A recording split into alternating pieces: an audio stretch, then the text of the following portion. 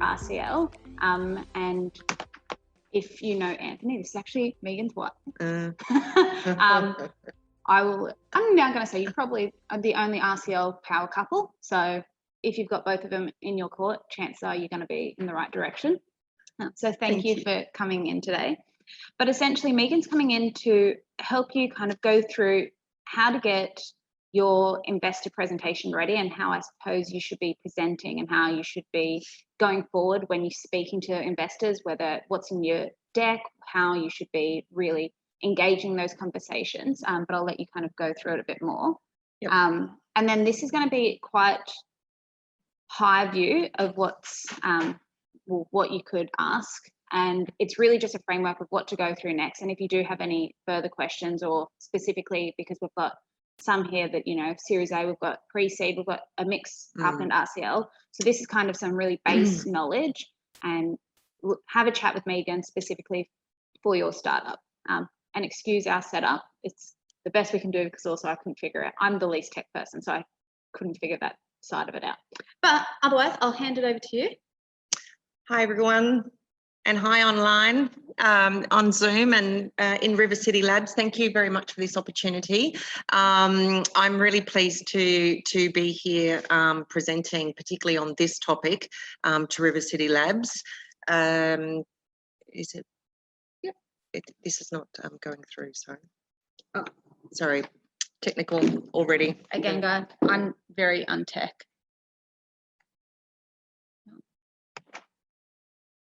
You might just have to double click on your... Can I get rid of this? Yep. How do I do that? Yep. The little minimize button there. Okay. Perfect. Okay. As I said, hi, welcome. Hi, Lindy. This is great. I'm just actually going to start off with a little bit about me, then that provides you with a little bit of context. So I'm a seasoned veteran in communications. I worked across banking and finance in corporate communication roles in head office, Melbourne, Sydney, across Asia, and professional services, and technology and global security.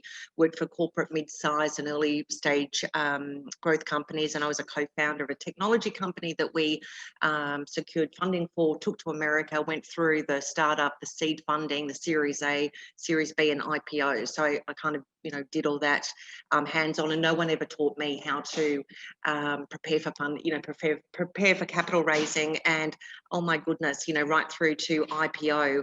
And although I had been in investor relations and had this amazing corporate communications background and worked with CEOs, it is very, very different. And there were, a lot of aha moments and a lot of moments. So, so coming back from America, I've committed to working with early stage growth companies, really to help them navigate so that they don't have to face the hurdles and the anguish, I guess, and to also help them to have great success with getting a pack done, getting the due diligence, getting the investor readiness done right up front. So most of my packs, I work with a lot of brokers and I work with a lot of early stage growth companies. I'm the conduit, and most of my packs get accepted the first time.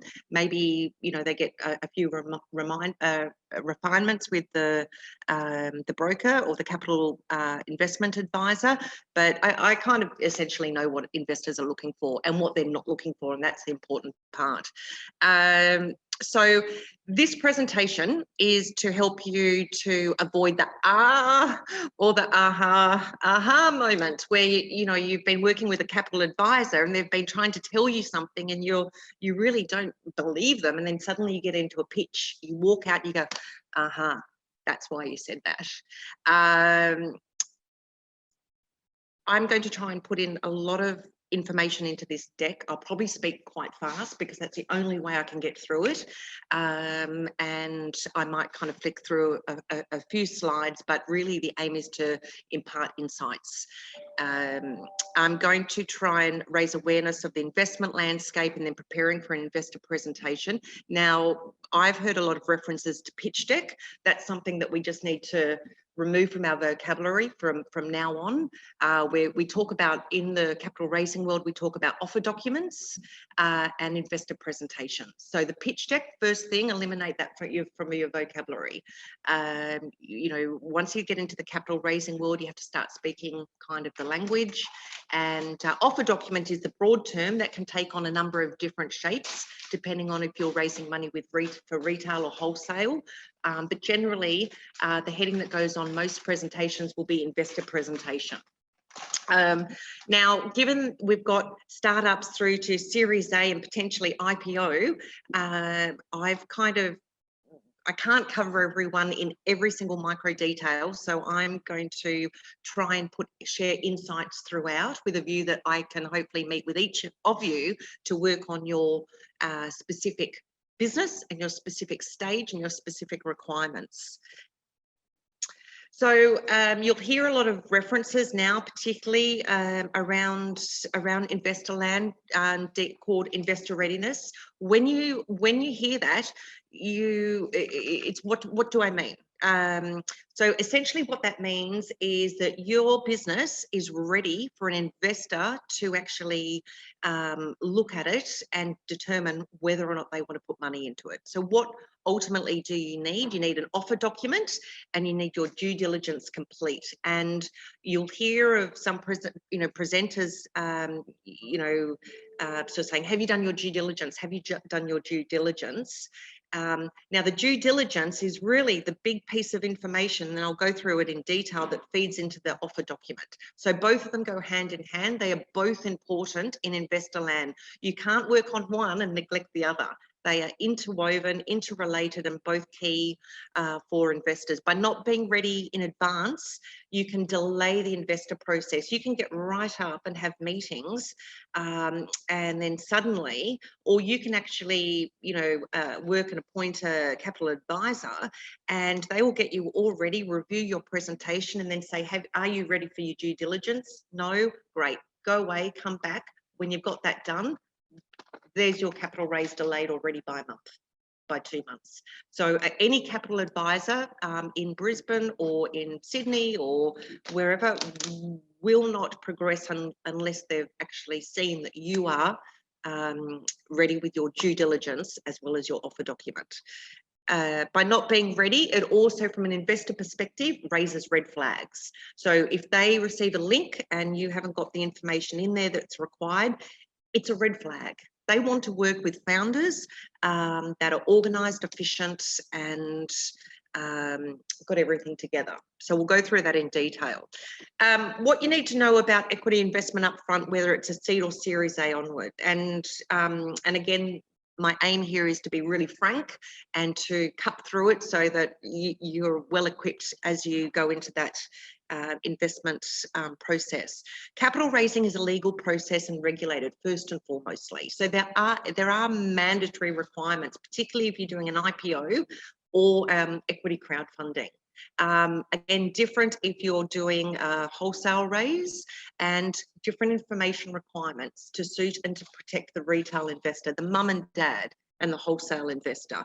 I'm happy to talk offline about wholesale investors and retail investors and how they distinguish, but essentially capital raising tends to target generally wholesale investors, high net worth funds, VC funds, and then equity crowdfunding and IPOs go to mums and dads plus high net worths. Due diligence is standard practice now. Ever more during COVID, ever more due diligence used to be if anyone worked in corporate, the big kind of legal team and the files, the paper-driven files. It's now online. It's now a requirement of any investor will say, send me the due diligence link, and that'll be often before they even meet you. They'll have a look at your offer document. They'll want to see your due diligence file, all your corporates, all your financials, and we'll go through this. And then they'll say, great, like the business, I'll have a chat. And only then. So the model has shifted, which is why the presentation and the due diligence is important. It's competitive, even more so now. Businesses are wanting money. There's money to be there. Investors are still investing. We've got some incredible wealth in Australia. And we're still very, we're great with the startups in this country. So, and early stage growth. So yes, there is money there. It is a full-time job. And the sooner that you can get organised, lay the foundation right now for when you want to do, seed, Series A and IPO, the better you will be. The sooner that you realise that you can't do it all yourself and you get the right advisors around you with the right support, and obviously that costs money, it will be to your advantage.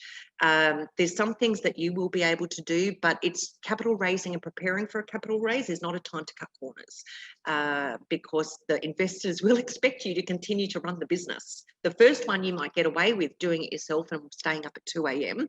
But the second one and the third one, because it's a continuous process, they will expect you to run the business and have the right staff around to help you to capital raise. You're opening your doors to shareholders, so you are reducing your stake. You will be working for the investors, essentially. It is a very different mind shift, and they do have expectations and they also have rights. So the whole shareholder communication, particularly as you go through the seed and Series A, becomes more rigorous, becomes more complex, and you have to deliver, because shareholders, high net worth, can be very vocal. And they can, if they're happy, they can write another check tomorrow. When you're in a financial, crunch, and you need that kind of bridging to get you to the next raise, they're going to be your best friends. So you've got to nurture the investors right from the beginning. Securing investment takes time. If you're well organized, it can take, it can take a month. It can take, it can take 3 months. It can take 6 months if you're not organized. It can just be extended out. There's so many different factors, particularly, along the way, that can stretch out a capital raise. So I guess the key thing there is, if you need money in 3 months, you better start working tomorrow. If you need money in 6 months, you better start working next week, because you need to run the business. You can't be doing this in the last month. The earlier you start, it's the all assignments at university. We never wanted to start until 2 nights before. I'm one of those people. Capital raising, you've got to start as soon as you get given the assignment. Run hard for revenue. So you're in the business, you're aiming obviously to create revenue. Always keep that in the first, in your mind. You want to run hard for revenue, because that's what's going to secure and lure, I guess, the investors. The point, the more that you can show revenue month to month, partnerships, they will like it. It's as simple as that. Raising money costs money. We'll go into this. Documentation, financials, capital advisors, investment mechanism. To do an IPO costs, more than $100,000, depending on how much of your organisation. Lawyers, audited accounts, at Series B level, 2 years worth you need. IPO. Now back to seed, you need the documentation. If you outsource to someone like me and I come in and I, do it end to end for you, it costs money. If you get a graphic designer, it costs money. So there's so many different ways throughout the process. So you need to kind of think from now onwards. I'm going to be raising this amount of money. I have to put this amount of money aside to prepare for the next raise. And that's kind of how you think. You need to be able to fund that, keep that aside, not for a rainy day, but for your next capital raise. Consider your exit. Start thinking now, particularly those in the Activate program. You've got to consider your exit. Investors want to know that at some point you're going to plan to IPO. You're going to plan to trade sale. They want to know. They like to invest knowing that you're actually thinking that far in advance. Capital raising is continuous. So once you start, you don't stop until you don't need that money. So that's why you need to run hard to revenue, because they want to see that you're raising money for growth, but then stopping at a point, because you are then raising money for acquisition of other companies. You can't be raising money for growth, over the next kind of, decade. So you need to run hard the aim is to break even quickly. Shareholder communication, important, and that starts. As soon as you get your first equity investor, that starts.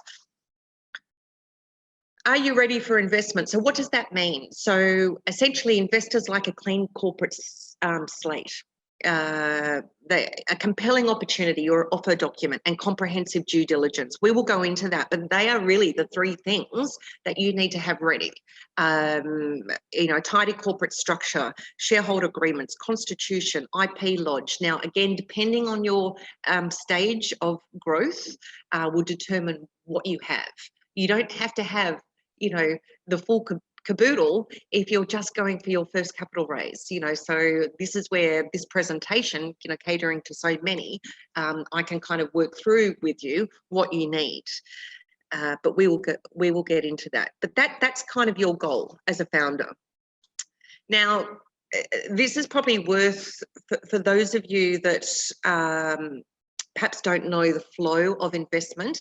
We start off with families and friends, angel networks. We're raising about 20, to 200,000 K. Family and friends is great because, you put forward a corporate overview, a concept, an idea, a dinner, barbecue, they kind of flick you some money. That's fantastic. Now, if you're at that stage, it's really important that if you're actually getting money from a lot of family and friends and, ending up with multiple agreements, that at some point those multiple agreements and those multiple terms all have to be one. Now, it can be costly, particularly if you get to the seed funding level and you think, oh my gosh, I had 4 cousins that gave me $20,000 each at some point 4 years ago, and I've got different shareholder agreements. Before an investor will kind of look at you at the seed funding, they will say, go and clean that up. One shareholder agreement, put them onto this, and then suddenly you read the fine terms and there's all these different disclaimers. So the key message there is if you are at the family and friends stage, produce your corporate overview. You can do that, but make sure the legal side of it is clean. One document. You determine it, you get them to sign the shareholder agreement. We saw a case the other day, or the other month, probably about 6 months ago, where the same thing happened. And in the fine print, it was, if your company fails, I'm actually going to be responsible for the IP. I'm going to take the IP from you. It was only until that company got to seed funding and we got all of those documents out, we had to end up, before the seed funders would actually invest, we had to buy out that initial funder to try and get out of that agreement. It was messy. It was 2 weeks delayed. This company urgently needed the money. So angel networks, the text that you see in blue really require an offer document. They're high net worths, and it's an offer document that's done in a PowerPoint presentation, and we'll go through that.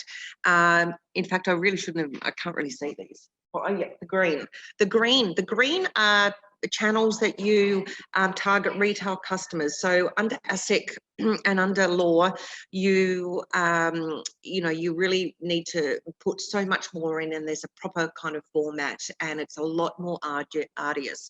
At the IPO level, there is again so much more. So the space that I'm going to be really focusing on today is the blue space, the high net worth, the VC funds, and the kind of presentation that you develop for those.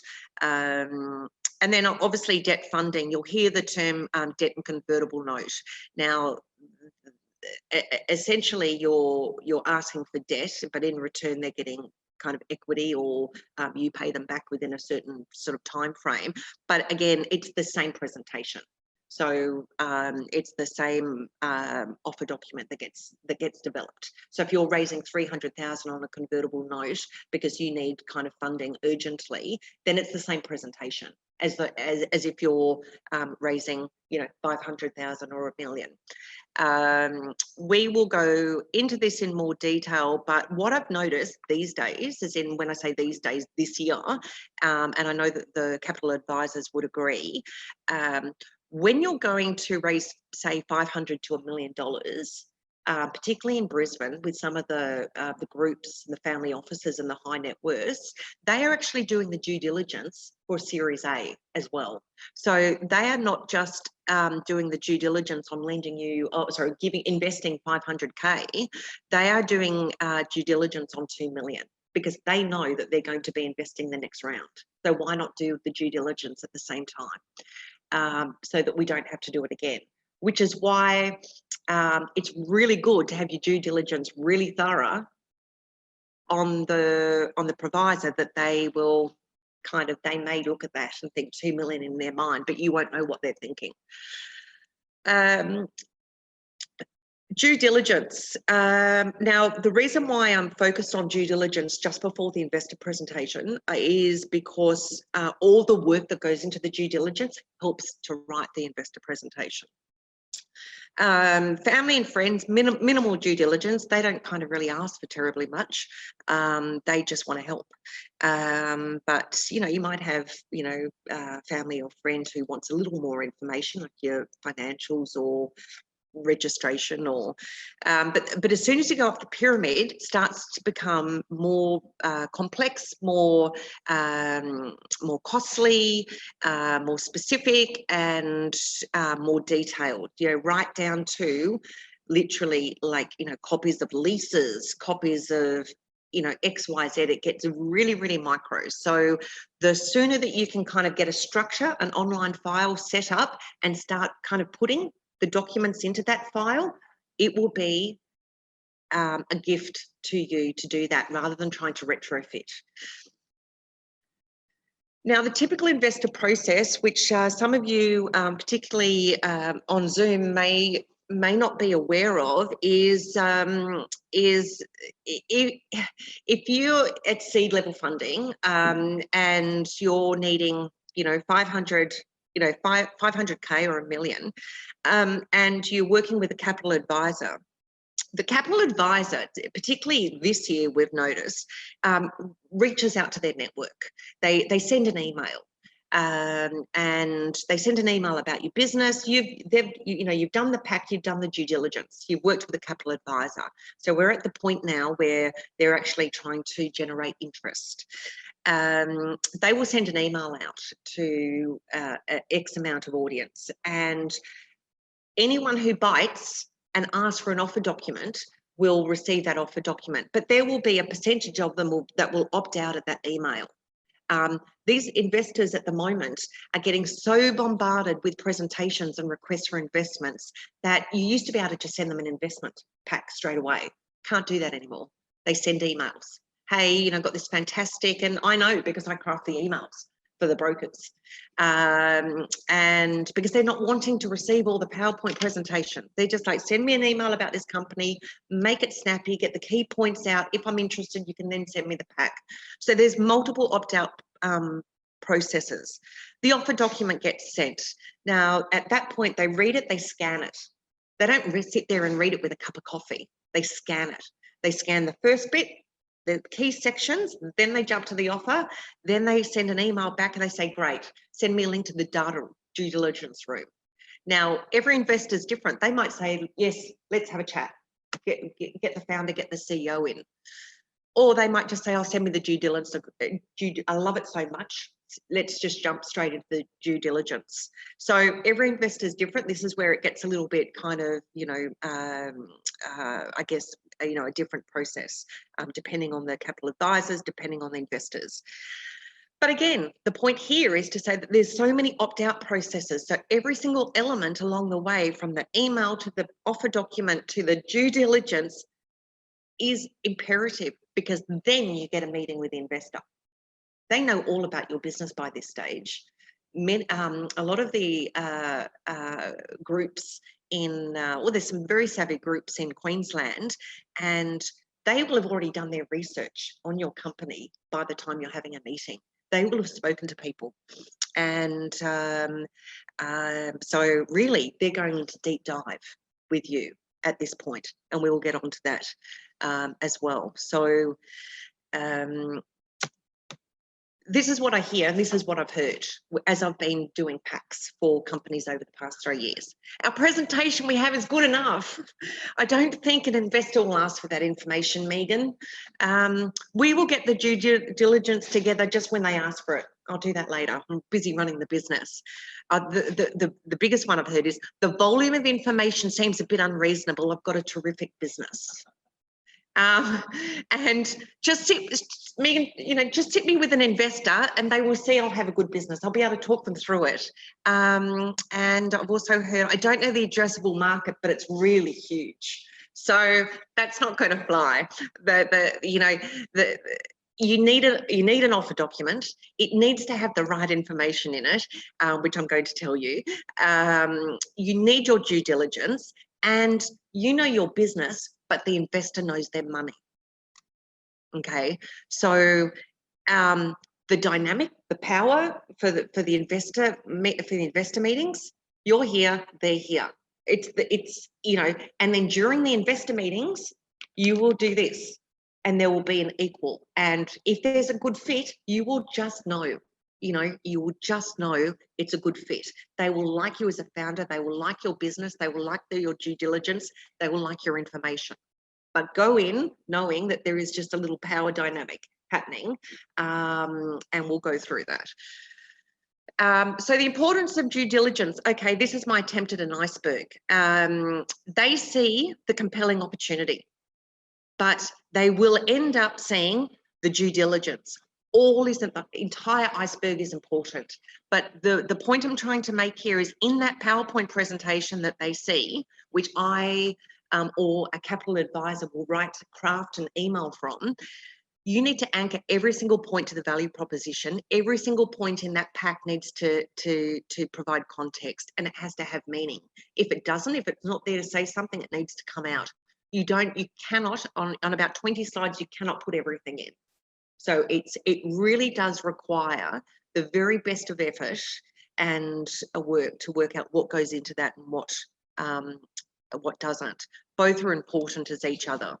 So now I've got a massive 3-page template of due diligence, but these are the key, which I can share with you one-on-one, but these are the key areas in the due diligence file. So if you're a startup, if you're at seed, or if you're at Series A, the aim is to try and set up a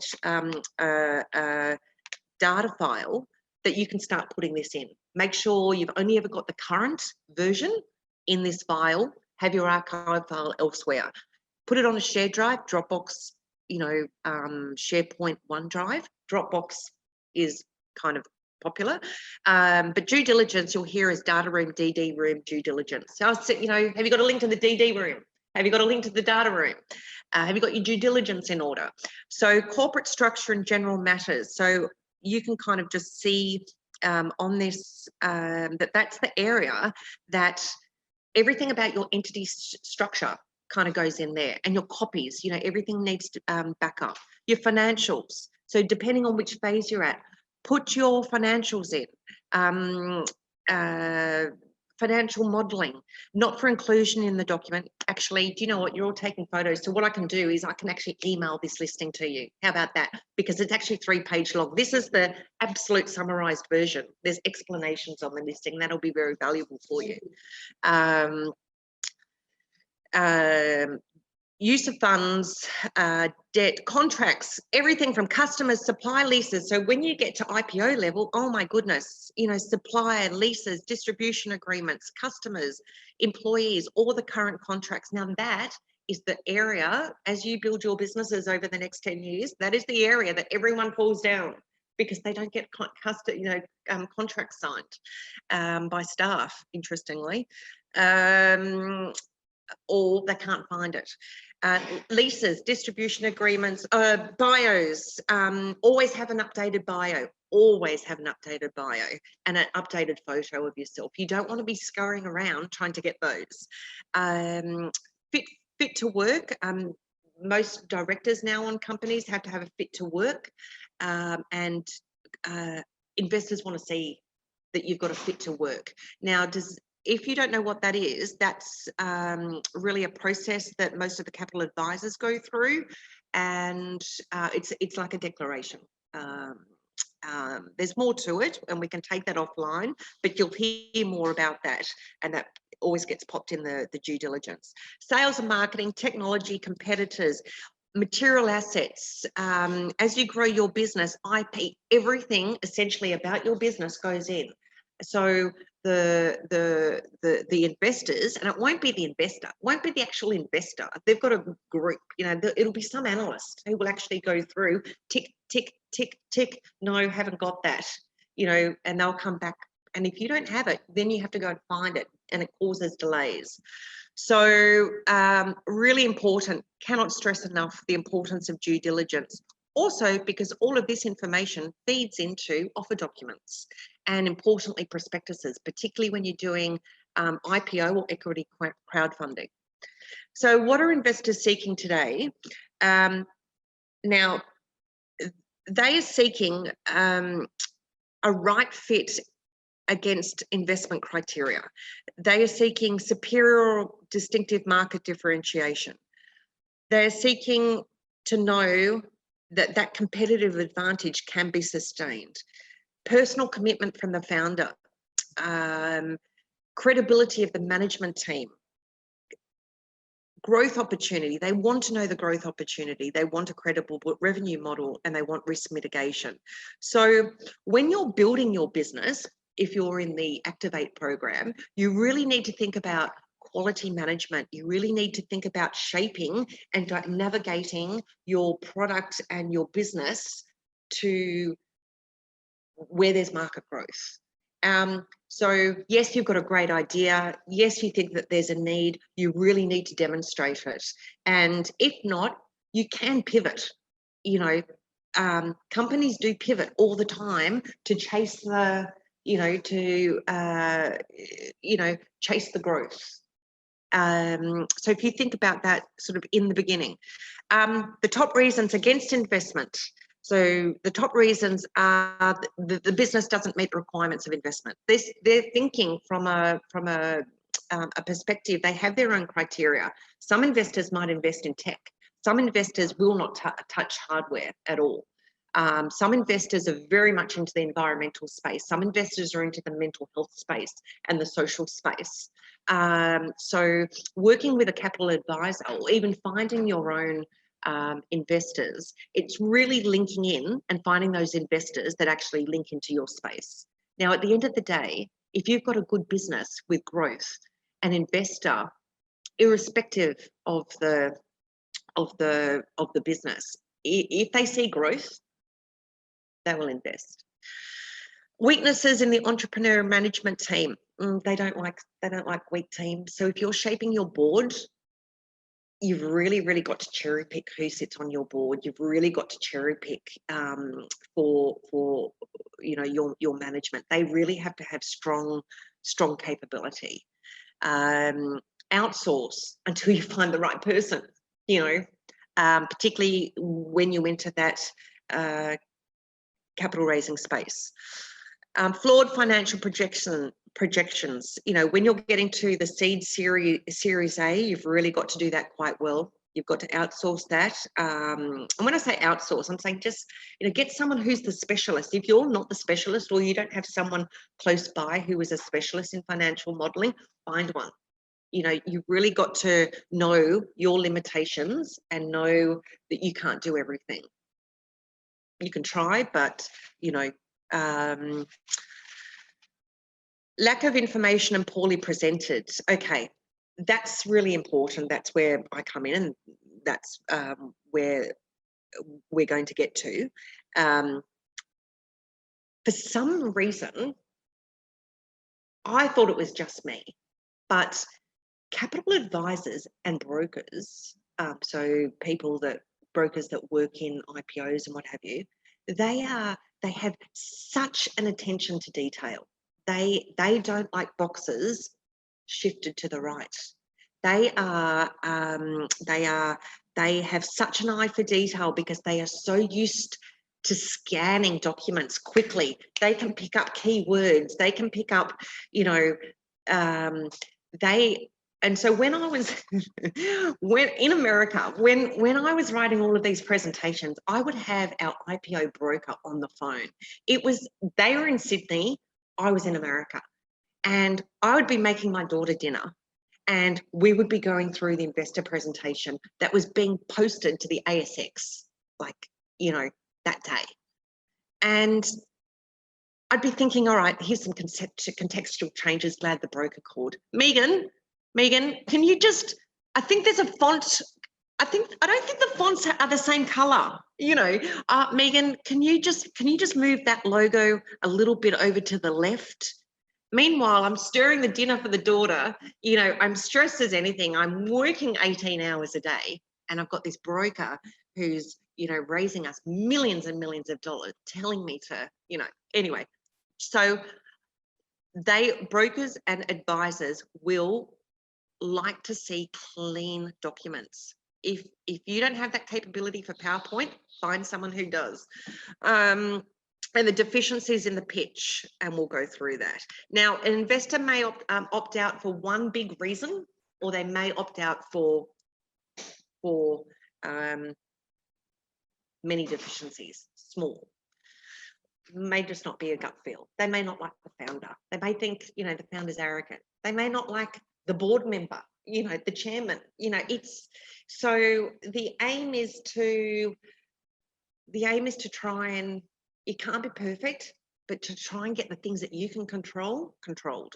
So when you're developing your pack, and again, I can work with you offline, read this, think about the what, when, why, how, who, and just sit down with a piece of paper and think of every possible what, why, how, when, who with your business. Here's just a few. And I don't need to kind of go through them. I will give you a copy of this pack.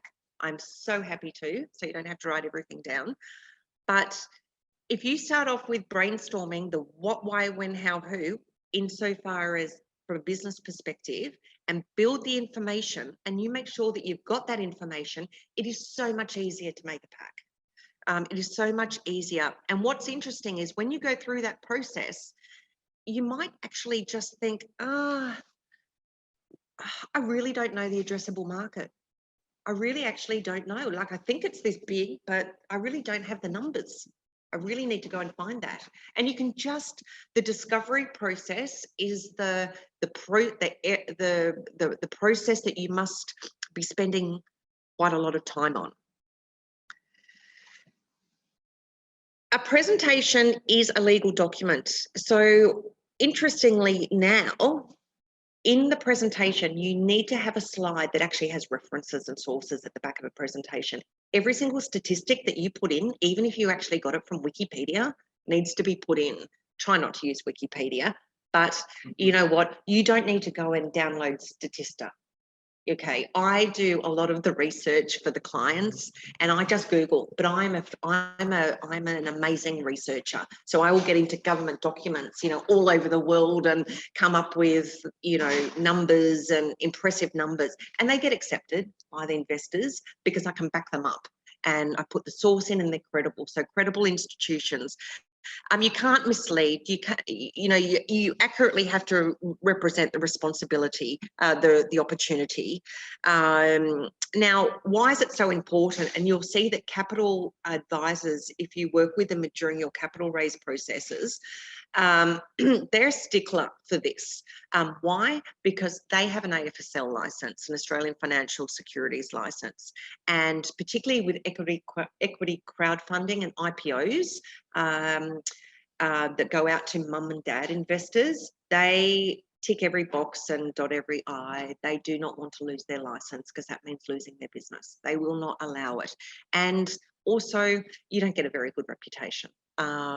You know what? This is the time where it's all about transparency and telling it how it is.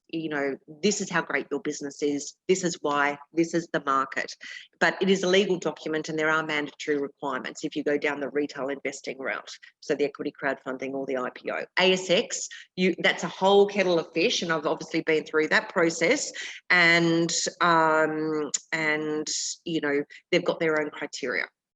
So So a polished and compelling document, 20 slides approximately, PowerPoints, you know, because you need to be able to refine the slides quickly. Don't bother going and getting it all laid out by a graphic designer. That's just for IPOs and equity crowdfunding once it's all finalised. But for seed funding, you know, family and friends, presentation, good enough. Just good presentation, PowerPoint presentation skills. Clean and polished, explicit wording and context. Okay, investors don't have time, they scan. They need to see key messages and key bullet points. They don't have time to interpret what you're trying to say. So this is not the time to be creative. This is the time to be explicit and overt. Building of an offer document, the discovery, the build and the approval. I mean, this is really the process that I go through. I spend all my time on discovery. I mean, I spend all my time really trying to get in and understand the business, trying to kind of work out what they're investing in and trying to present it the best, most compelling way. You know, there's lots of companies out there trying to raise money and you really have to deliver the angle in the most compelling way. You've got to research. You can't be at the build phase still trying to kind of research and scurry around and finding data. You've got to know your audience. And the whole thing about the discovery process is that going back to these, I won't do it because of this, but going back to the who, what, why, when, how page, which you'll receive a copy of this pack. If you've got all of that knowledge and you know it, then oh my goodness, you are going to be well prepped for an investor presentation. I kid you not. Like that, not only is that great knowledge for you for when you're interrogated by the investors, but it goes into your pack. So spend time on the discovery. The build stage is then easier to build the framework, and then the approval stage, the review, refine, reorder. That is when you're working with a capital advisor. And if you're not using a capital advisor, that's when you're actually practicing your pitch and you're refining it and reordering it, and you know, that's the time to be doing that. Now, assuming that all the information, all the discoveries there, I can build a pack in about 15 days, assuming that's full time. Now imagine as a founder, you have to do that on top of running the business and everything else that you're doing. So allow for a month if you're going to be doing this yourself. If you haven't got the discovery, start now. Get a list. Start working on it, because if you're needing capital raise in 3 months or 6 months, now's the time to start. Know your business before you create the presentation. Articulate your vision. Know the problem you're solving. Know your addressable market. Because these are the questions that the investors are going to be asking. They're going to ask you about your, you know, they're going to be asking you about your addressable market. You know, who are you targeting? How big is the market? Has it grown? Have any competitors recently received funding? Yes, there was a competitor in America, in Silicon Valley, that just raised $46 billion. Great, they love that because that means that people are investing. So don't be afraid of your competitors. If you don't have any competitors, find some, you know, because they want to see that there's competition in your market. They want to see how you differentiate. And a competitor might be an other market player. It may not necessarily be like for like. But if you can show that there's players in your space because your space is growing, fantastic. Know your business and your financials. Again, you can have this information. Global and local, always important. Don't just focus on America. US, America, Asia, Australia. If you're not going to ever expand out of Australia, because that's not what your business is, and I don't know the businesses necessarily on the Zoom or in the room, then local. But if you are planning to expand, say in 10 years, do the research. What's happening in Europe now? You know, educate the investors. This will be valuable when you send this pack out, because this is the order that the presentation goes in. Not so much for an IPO, because again, that's a prospectus, and I can do another presentation on that or meet offline. But generally, set the scene, problem, solution, market opportunity, corporate offer, other. That is the order of which every single investor pack needs to go. Again, investors receive so many of these, they like order. They like to see the key messages. It is, you don't have to try and be different. I'm making it easy for you. The cover slide, again, include investor presentation, not pitch deck. Investment highlights, a compelling vision. Investors do want to be drawn in by through emotion. So recently we did a pack for someone that had a mental health app, and it was her experience. That was the reason. They loved that.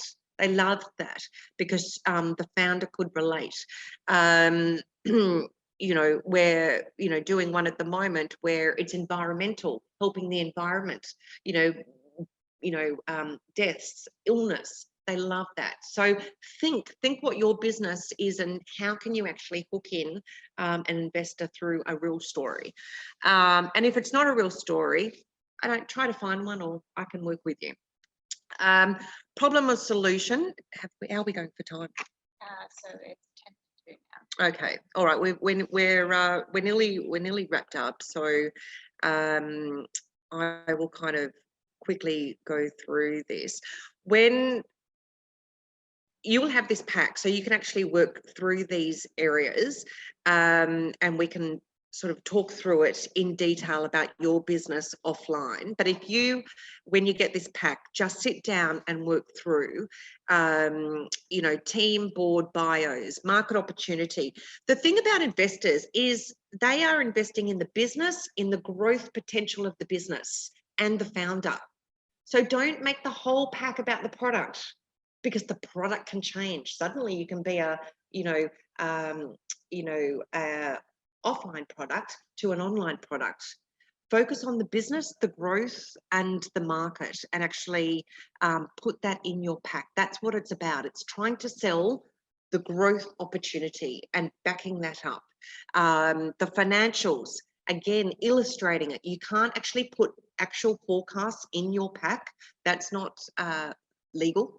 You can put it in the due diligence room, but we can work to actually create illustrative revenue models for you to actually illustrate how much money you think you're going to get. You just can't put actual forecasts in. There is a slight difference, and it's down to wording. Let's talk money. Don't put in the back of your pack, I want $500,000 for 6 months for 2 developers, or I want $1 million.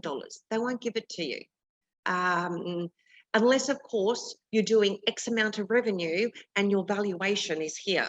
So if you're a startup and you know that you need $1 million or 500,000, break it up into stages. Do you need that $500,000 really in the next 6 months? Or do you actually need $100,000 in the next 6 months and then $100,000 after for this stage?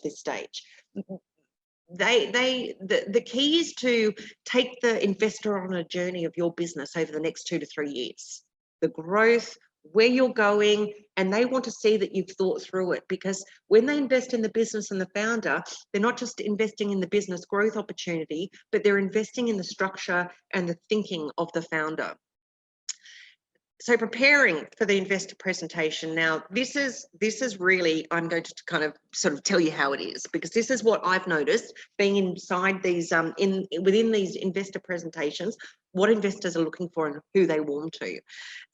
Be energetic and engaged.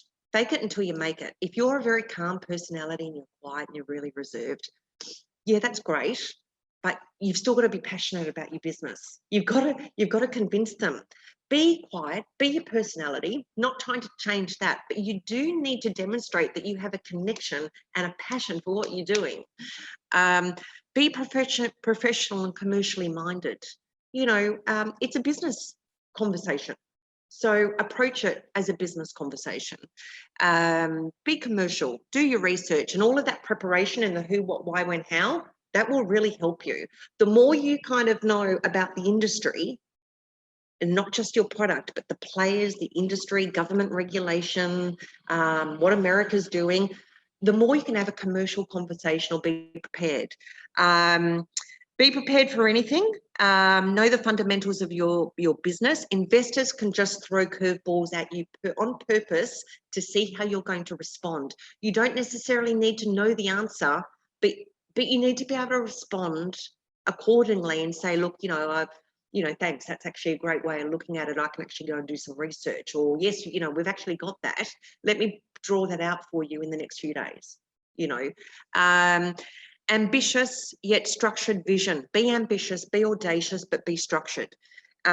Show respect to investors. Don't just expect that they're going to invest. We spoke about the dynamic. Work hard. Show them that you actually really want their money and you want them to be part of the business. Be efficient. If a capital advisor or an investor has a request, don't just say, yes, I'll get back to you and have them follow up. Go back, stay at work late that night, get it through. We've all been there.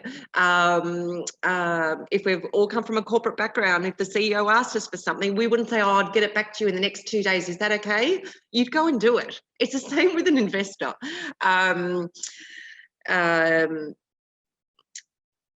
Be accessible. Oh my goodness, the number of founders that think that if you get invited, if you have the privilege of actually getting to an investor meeting, drop everything, except for obviously family illness or gosh, my goodness.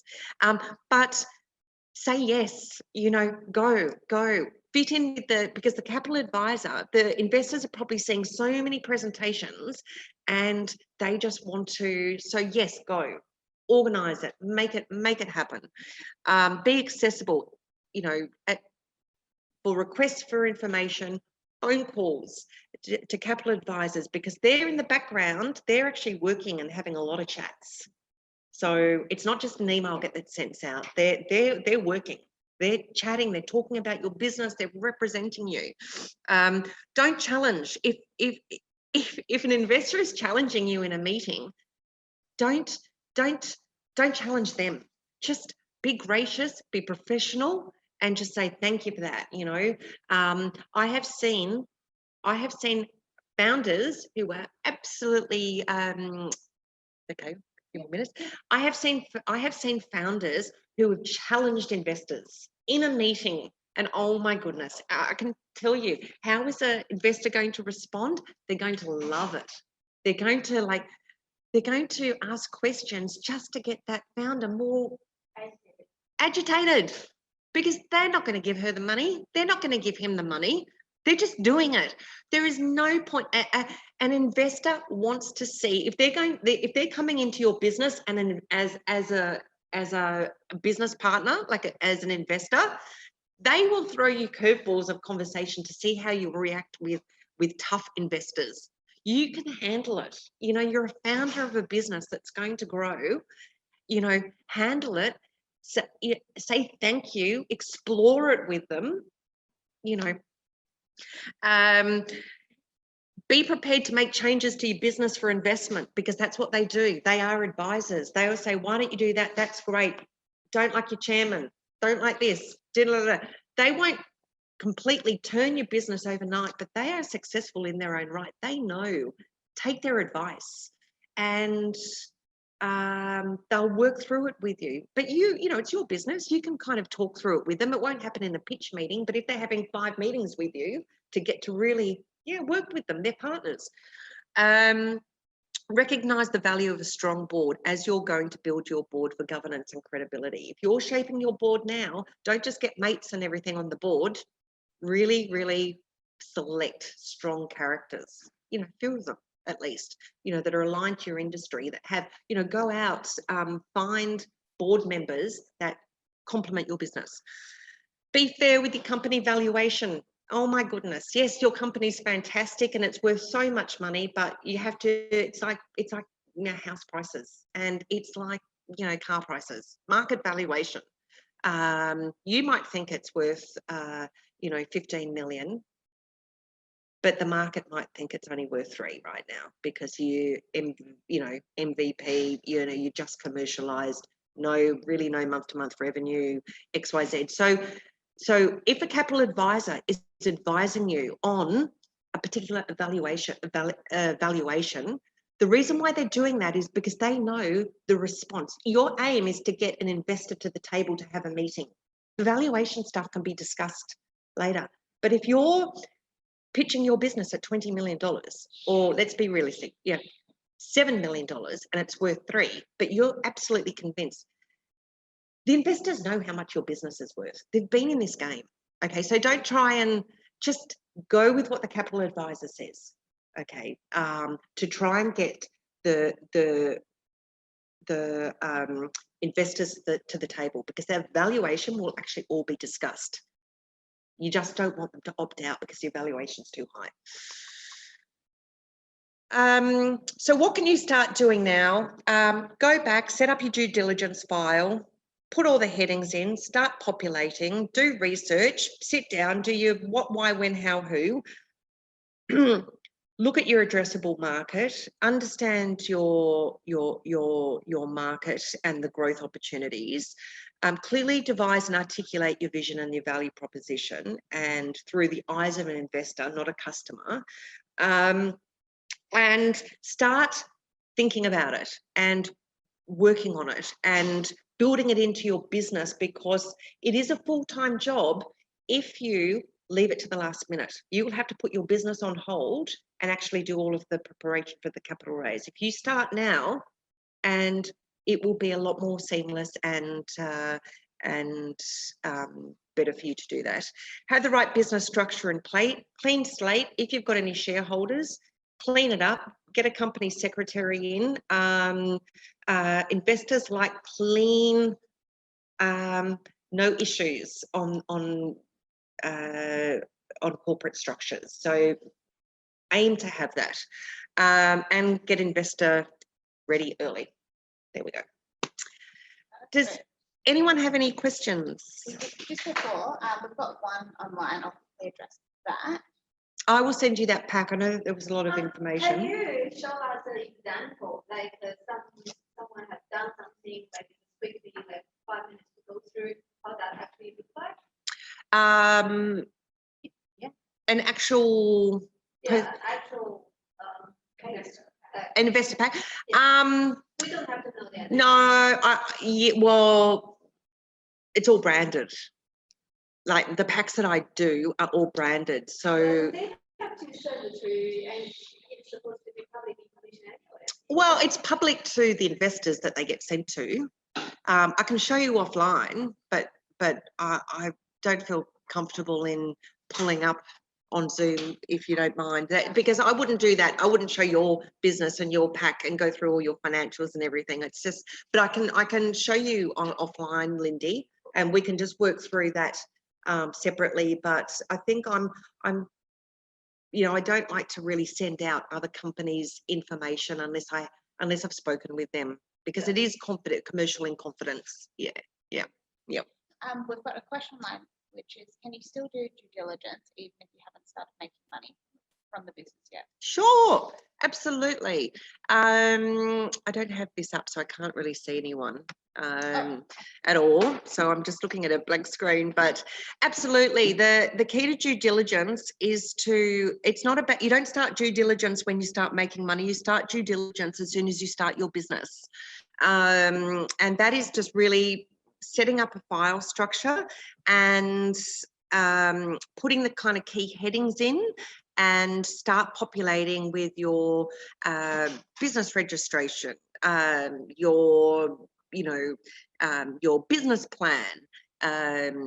You might have done concept overview or corporate overview. Pop that in and start populating that way, because that is something, even if you're getting investment from family and friends, for example, you can say, hey, I've got a few documents, I can send to you, because that's professional, because that's the standard these days.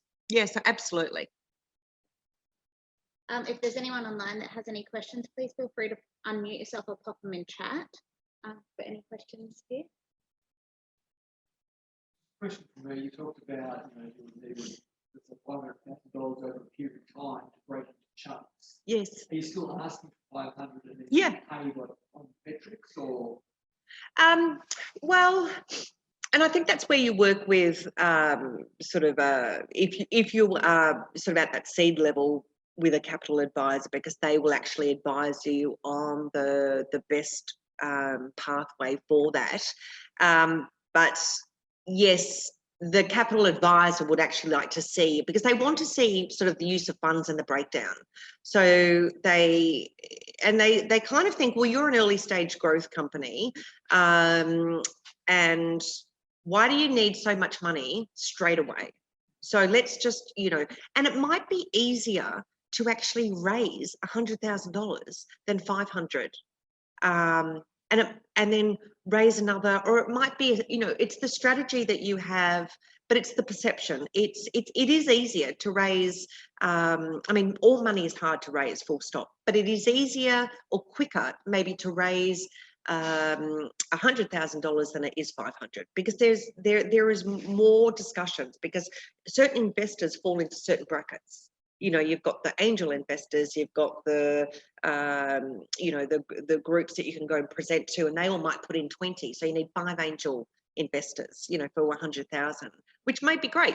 You might go and have a conversation with or present at the local angels or the Byron Bay angels, and you might get your money in 3 days. That's not really how quick it works, by the way. That's just so yeah, it's best to, particularly the earlier stage, to actually really highlight those milestones, those strategic and those milestones, particularly around development and commercialization. Yes. Don't think we've got any questions from online. Confirming. Megan, one thing you mentioned about say list your competitors. Yes. Well, I find that that's the case. When I don't have any competitors on there, the investors are asking, "Do you know this? Do you know that?" Yes. But since I listed on my pitch deck, there is one sentence, no one asks me any question anymore. But then I would want to say, this is only say because I'm in Australia and talking to the Australian investor. Let's say, for instance, if I go to USA, do I also do the same thing, list the USA's competitor, or I just use the same competitor because they are worldwide? Worldwide.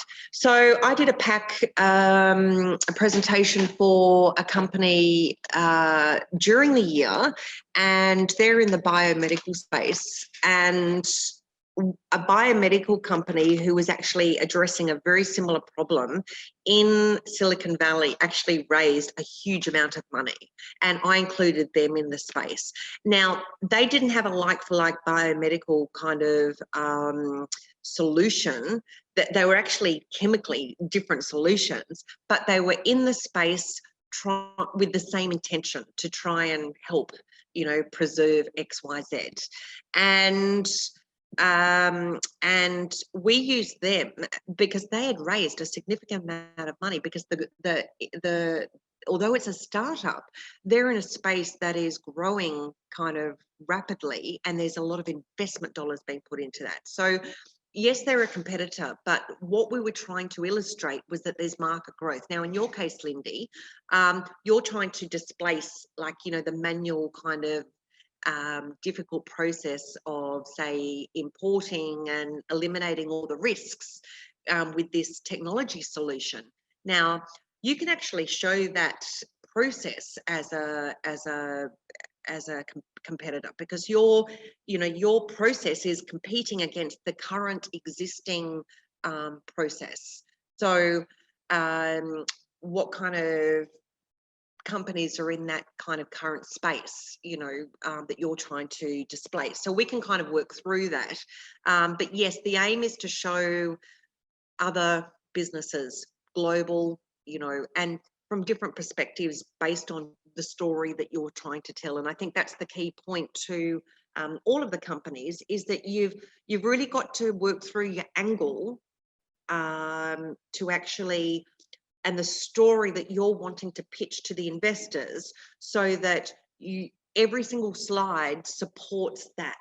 So for that biomedical company, I wanted to show to the investors that this company, although it's very small, is in the right space at the right time. There's all this growth. So that's the angle that I wanted to show the competitors at.